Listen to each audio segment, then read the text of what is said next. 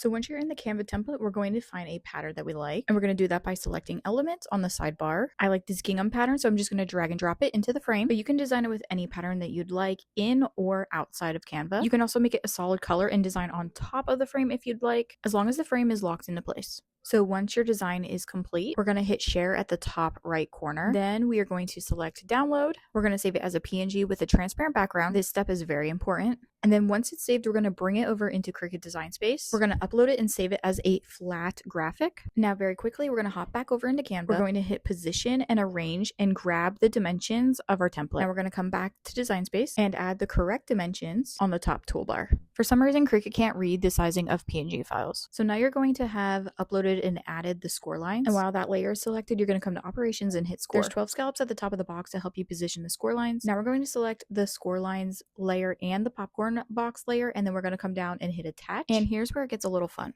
You can make your box as small or as big as Cricut will allow you. The only thing is that you have to make sure that you have the box correctly sized first with the score lines attached to it before you readjust the size. And if you get this red warning that it's too big, just keep playing around with the size until Cricut says it's okay. So after, you're going to hit make it, and then you're going to be prompted to this screen. And if everything was done correctly, it'll say print, then cut, then score. Now we're going to select our base material and then hit edit tools. You're either going to tell Cricut that you have the scoring wheel or the scoring stylus. I have the scoring stylus, so that's what I'm going to select. And now I'm actually going to load the scoring stylus into my machine. Once your scoring tool is loaded and your print is on the mat, you can hit go. And then your machine will actually scan the print and score it and then cut it.